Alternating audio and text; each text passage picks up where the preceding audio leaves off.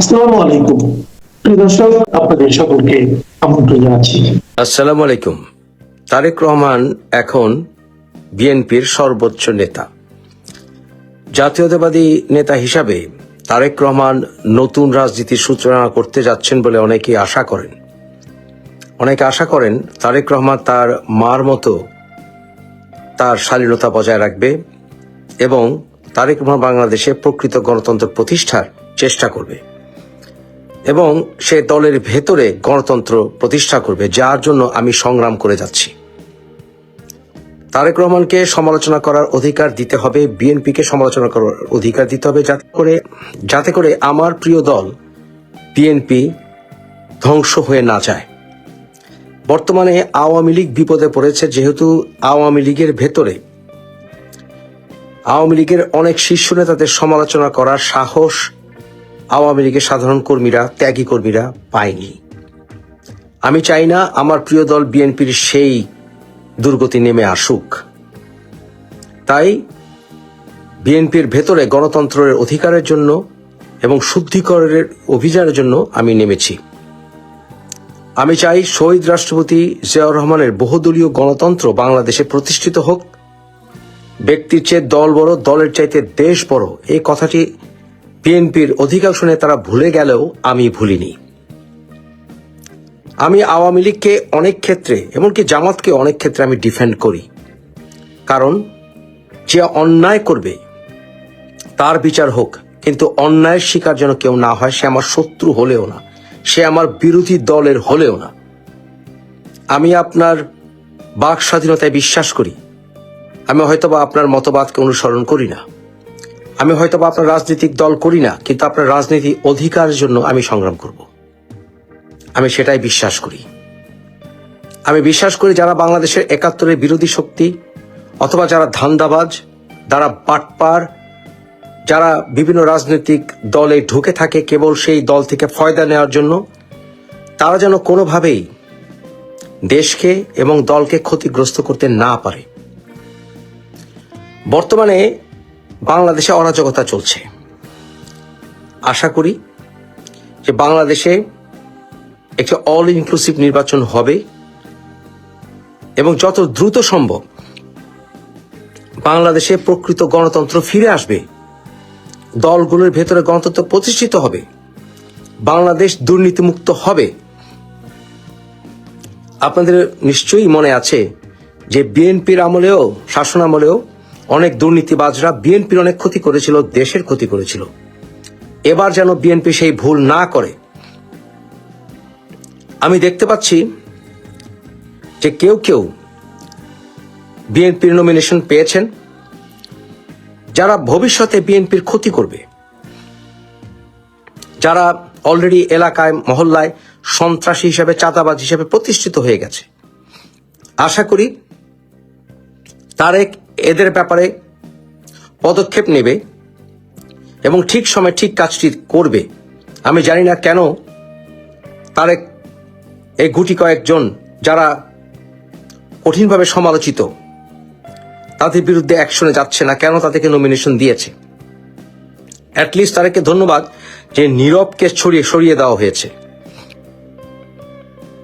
আজকে যে বিষয়টি নিয়ে আমি আপনাদের সামনে এসেছি সেটা হচ্ছে, আমি বাংলাদেশের ইলেকশন কমিশনকে প্রি অ্যাকশন প্রোটোকল বা অবজেকশন নোটিশ পাঠিয়েছি, যেটা রিড করার আগে পাঠাতে হয়। তা হচ্ছে বাংলাদেশের কয়েকজন যারা একাধিক দেশের নাগরিকত্ব রাখে, তারা কিভাবে নির্বাচন করার অনুমতি পেল, এই ব্যাপারটি ক্লিয়ার করতে, ইনভেস্টিগেশন করতে, প্রাইমা ফেসি এভিডেন্সের ভিত্তিতে বাংলাদেশ নির্বাচন কমিশন বাধ্য। এটা তাদের কোনো অপশন না, এটা তারা বাধ্য। এটা আমাদের সাংবিধানিক অধিকার। আর্টিকেল 66 বাংলা সংবিধান, আর্টিকেল 102 এবং বহু আইনে এবং বহু কেসে প্রেসিডেন্সি নজির এস্টাবলিশড যে আমি অ্যাপ্লাই করেছি, আমি নাগরিকত্ব বাতিল হয়ে যাবে, প্রসিজিয়ারে আছে, এইসব কথা বলে দ্বৈত নাগরিকত্বধারী কোনো ব্যক্তি নির্বাচনে অংশ নিতে পারে না। এটা অলরেডি অনেকগুলো কেস আছে। কেউ আইনের ঊর্ধ্বে নয়। আইনের শাসন কায়েম করা তারেকের সবচেয়ে বড় চ্যালেঞ্জ হবে। তাহলে তারেক প্রমাণ করুক সে বাপকা বেটা, প্রমাণ করুক। আমি জানি এই ভিডিও তারেকের কাছে যাবে এবং তারেক রহমান এই বিষয়ে পদক্ষেপ নেবে আশা করি। দেখেন, আমি 32 বছর ব্রিটেনে থেকেছি, আমি ব্রিটিশ সিটিজেন, আমি বাংলাদেশি সিটিজেন, আমি দ্বৈত নাগরিক। আমি ব্রিটেনে ইমিগ্রেশন কেস ওয়ার্ক সুপারভাইজার ছিলাম। আমার আইনে সর্বোচ্চ পড়াশোনা করা আছে, দীর্ঘ অভিজ্ঞতা আছে ইমিগ্রেশন লয়ের উপর আমার। আমি ব্রিটেনে অনেক সময় ব্রিটেনের যে সকল বিএনপি নেতারা আছেন তাদের পাশে অনেক সময় থেকেছি। আমার সঙ্গে তারা বিভিন্ন সভায় সেমিনারে ছিল, আপনারা দেখেছেন ছবি। মালেক ভাইয়ের সঙ্গে আমার ঘনিষ্ঠতা আছে ব্যক্তিগত পর্যায়ে, তাকে বড় ভাইয়ের মতো শ্রদ্ধা করি, তার সমালোচনাও করি।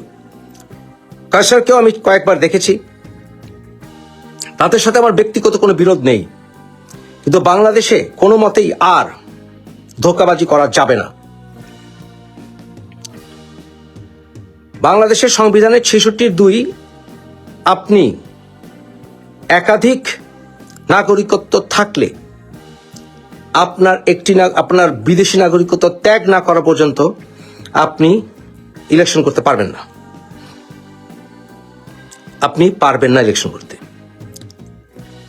অর্থাৎ একজন মানুষ রাজনৈতিক আশ্রয় নিলেই তার একাধিক নাগরিকত্ব থাকতে পারবে না, সে ইলেকশন জয়ী হয়ে সে মামলা জয়ী হয়ে তা তো নয়। অ্যাসাইলাম করলে তার নাগরিকত্ব যায় না। পরবর্তী ব্রিটিশ সিটিজেন হলেও সে বাংলাদেশি নাগরিকত্ব রাখতে পারে। কিন্তু আইনে স্পষ্ট, একাধিক নাগরিকত্ব থাকলে আপনি কোনো অবস্থাতেই নির্বাচন করতে পারবেন না। এখন যে আপনি বলেন হু কেয়ার্স, ইলেকশনে কে কেয়ার করে, মুফাজ্জিল সাহেব আপনি জেলাস বোধ করছেন। আমার কাছে আমার দল নয়, ব্যক্তি নয়, দেশ বড়, সংবিধান বড়। সংবিধান বাতিল করেন, সংবিধান তাহলে বলে দেন, সংবিধান ছুঁড়ে ফেলে দেন, শেষ। বিপ্লবী সরকার গঠন করেন, শেষ। কিন্তু এগুলো তো আপনারা করেন নাই, সংবিধান অ্যামেন্ডমেন্টও করেননি। পৃথিবীর প্রায় অধিকাংশ দেশে সরকার প্রধানের একাধিক নাগরিকত্ব থাকা যায় না, এমনকি সংসদদেরও না। সারা বিশ্বে এরকম প্রায় বেশিরভাগ দেশে এটা প্রচলিত হয়, কারণ এটা ডেডিকেশনের বিষয় থাকে।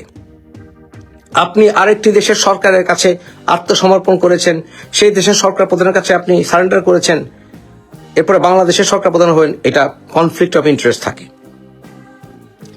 দুজন ব্যক্তি নিয়ে আমি নোটিস করেছি, সেটা হচ্ছে আব্দুল মালেক ভাই এবং কায়সার। এই দুজনের ব্রিটিশ নাগরিকত্ব আছে। যারা আমরা ব্রিটেনে থাকি তারা 100% শিওর, এবং একটা না বেশ কয়েকটা কোম্পানিতে তারা ব্রিটিশ নাগরিক হিসাবে নিজেদেরকে তুলে ধরেছে, ডিক্লেয়ার দিয়েছে, ট্যাক্স রিটার্ন করেছে। অনেক রকম কারণ আছে আমাদের বিশ্বাস করা যে তারা ব্রিটিশ নাগরিক, এতে কোনো সন্দেহ নেই। এবং বাংলাদেশের এন্ট্রি রেকর্ড, বাংলাদেশের এয়ারপোর্টের এন্ট্রি রেকর্ড দেখলেও বাংলাদেশ সরকার পেয়ে যাবে। তাহলে তারা কিভাবে নমিনেশন পেল, কিভাবে তারেক রহমান তাদেরকে নমিনেশন দিল, ক্যান্ডিডেট হিসাবে কিভাবে ইলেকশন কমিশন এই জিনিসটা অ্যালাউ করলো, ডাজন্ট মেক সেন্স, এবং এটা অন্যায়। এবং ইলেকশন কমিশন আজ হোক কাল হোক প্রশ্নবিদ্ধ হবে, আইনের সম্মুখীন হবে। যারা ইলেকশন কমিশনার আছে, যারা উপজেলা নির্বাহী অফিসার আছেন, এখন আজ হোক কাল হোক তাদেরকে আইনের সম্মুখীন হতে হবে যদি তারা এই বিষয়ে স্টেপ না নেন। Very simple. আমরা আশা করব, এর জন্যই তাদেরকে নোটিশ দিয়েছি, আপনারা এই বিষয়ে পদক্ষেপ নিন। ইনভেস্টিগেশন করতে আপনারা বাধ্য আপনারা ইনভেস্টিগেশন করতে, কারণ আপনাদেরকে আমরা প্রাইমারি ফেসি এভিডেন্স গুলো দিয়েছি। অন টপ অফ ইট, আমি ব্রিটেনে কোম্পানিজ হাউসকেও নোটিফাই করেছি, আমি কমপ্লেন দায়ের করেছি যে তারা কি কি পদক্ষেপ নিয়েছে এখন পর্যন্ত এবং নিচ্ছে বা নিবে। এই যে ওরা বললো ওরা ব্রিটিশ নাগরিক নয়, তারা যে আজকে ইলেকশন করছে বাংলাদেশ সংবিধান যাতে অ্যালাউ করে না, ডেফিনেটলি তারা ওই ফর্মে তারা ঠিক করেছে যে তাদের একাধিক নাগরিকত্ব নাই। তাহলে ওরা যে কোম্পানিজ হাউসে ব্রিটিশ নাগরিক হিসাবে নিজেদেরকে ডিক্লেয়ার করেছে, এই বিষয়ে কি কি পদক্ষেপ নেবে কোম্পানিজ হাউস? এখানে অনেকগুলো আইন আছে, ফ্রড হতে পারে, আপনার ক্রিমিনাল প্রসিজিওর হতে পারে, এবং কি বাংলাদেশেরও পিনাল কোডে এটা শাস্তি আছে। তাহলে কি কি পদক্ষেপ নিবে কোম্পানিজ হাউস? এরপরে হোম অফিসকেও, ইউকে ইমিগ্রেশন হোম অফিসকেও তারা কমপ্লেইনটা ফরওয়ার্ড করে দিতে পারে, নাগরিকত্ব হারাতে পারে যদি নাগরিকত্ব থেকে থাকে।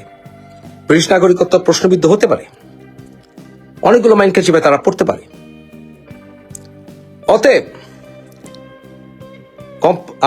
আমি ইলেকশন কমিশন এবং উপজেলা নির্বাচন অফিসার এবং অন্যান্য অফিসারদেরকে, রিলেভেন্ট ল এনফোর্সমেন্টকে আমি বাংলাদেশে নোটিশ করেছি। এটাকে বলে pre action protocol, objection risk. যদি এটা সুষ্ঠু ডিটেলস আমি না পাই এবং ওখানকার ফর্ম টর্ম কি দিয়েছে এগুলো ইনভেস্টিগেশন করতে হবে এবং বাংলাদেশ ইলেকশন কমিশন এটা ইনভেস্টিগেশন করতে বাধ্য। অন্যথায় এটা রিড করব আমি। This is how it is. বাংলাদেশে সকল দলকে পরিশুদ্ধ করতে হবে।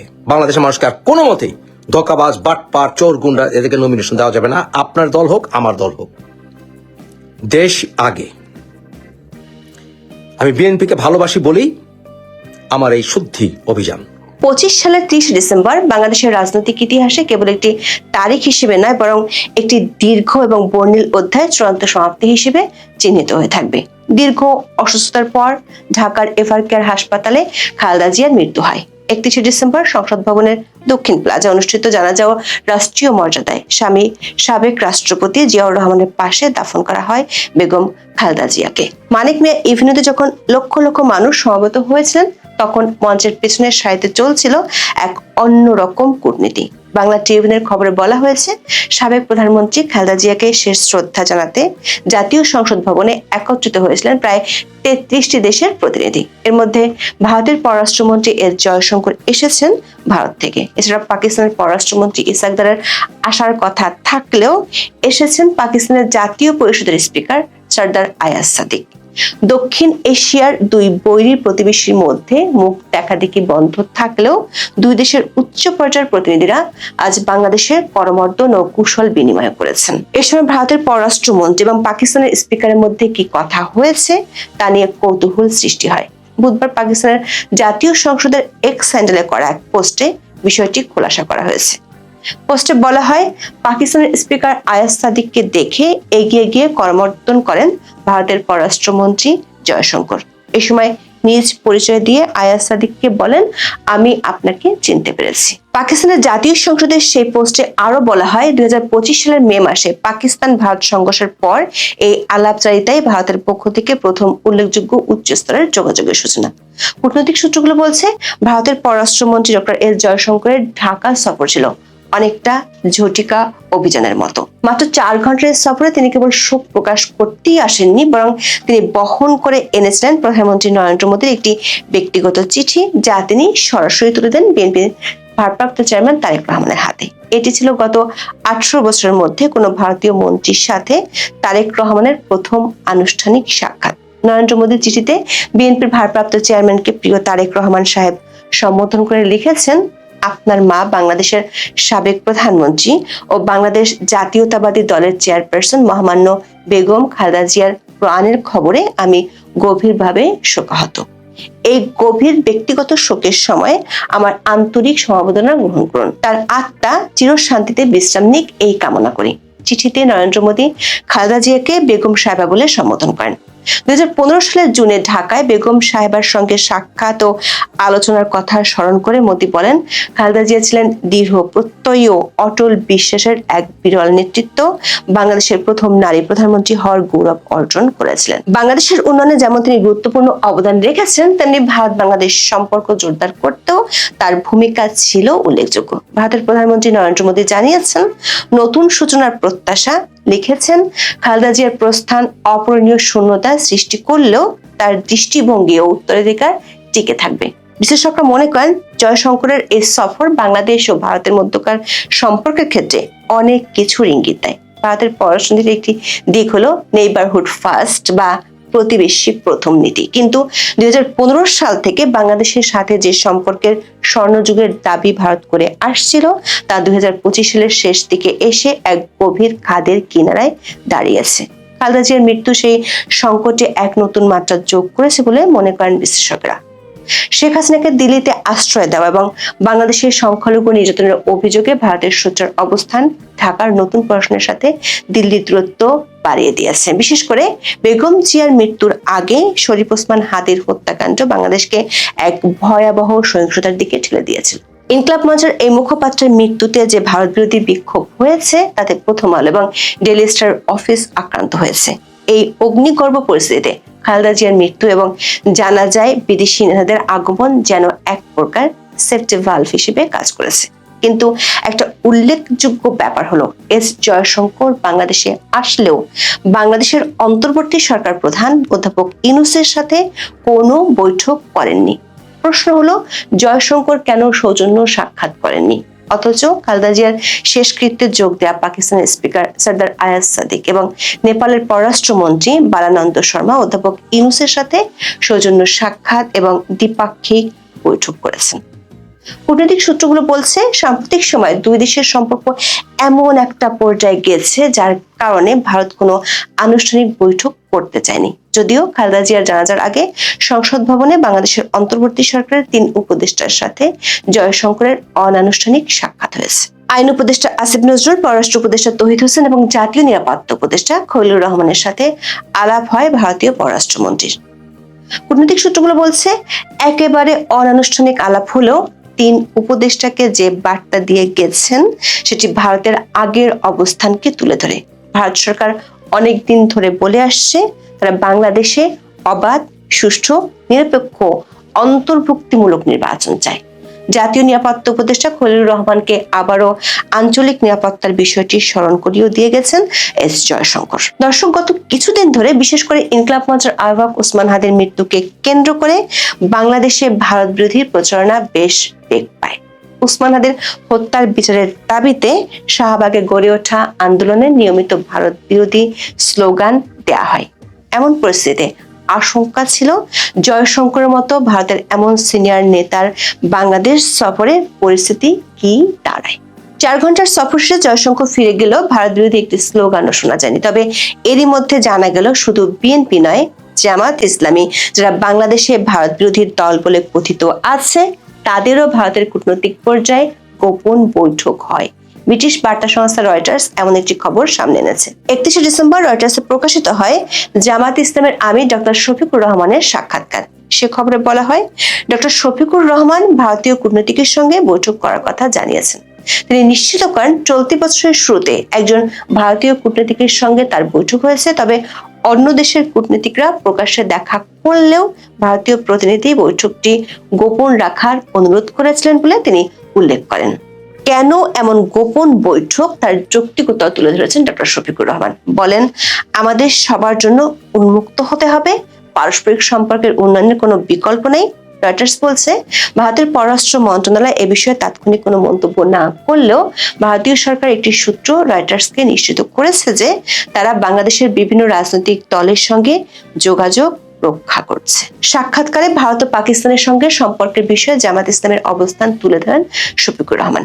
শেখ হাসিনার পতনের পর ভারতের সঙ্গে বাংলাদেশের সম্পর্কের টানাপোড়েন নিয়ে উদ্বেগ প্রকাশ করে তিনি বলেন, শেখ হাসিনার ভারতে অবস্থান করাটা সম্পর্কের ক্ষেত্রে একটি বড় বাধা। দর্শক, কূটনৈতিক পর্যায়ে প্রতিবেশী যে কোনো দেশের সাথে ভালো সম্পর্ক স্থাপনের তাগিদ সবসময় দেওয়া হয়, কিন্তু বাংলাদেশ ও ভারতের অভ্যন্তরে পরস্পর বিরোধী রাজনীতি নিয়ে ভোটের মাঠ দখলের চেষ্টা করা হয়, অথচ পর্দার আড়ালে চলে গোপন বৈঠক।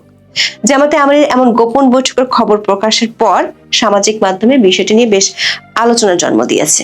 প্রশ্ন উঠেছে, দিল্লি না ঢাকা, ঢাকা ঢাকা বলে যারা রাজনীতির মাঠ গরম করে তাদের এখন প্রতিক্রিয়া কি হবে। এমনকি বর্তমান অন্তর্বর্তী সরকারের কয়েকজন উপদেষ্টা ভারত বিরোধী মন্তব্য করে জনপ্রিয় হওয়ার চেষ্টা করেন, আর সরকার সমর্থকরা তো 7 সিস্টার্সকে ভেঙে চুরে একাকার করার হুমকি দিয়ে ভোটের মাঠে জেতার উপায় খুঁজছেন। কিন্তু গোপন বৈঠকের খবর ফাঁস হওয়ার পর যখন কোনো প্রতিক্রিয়া দেখা যায় না, তখন প্রশ্ন উঠতেই পারে পর্দার আড়ালের রাজনীতি দেশের জন্য কতটা সুফল বয়ে আনতে পারে। এখন এ পর্যন্ত সবাই ভালো থাকুন, সুস্থ থাকুন, নিরাপদে থাকুন।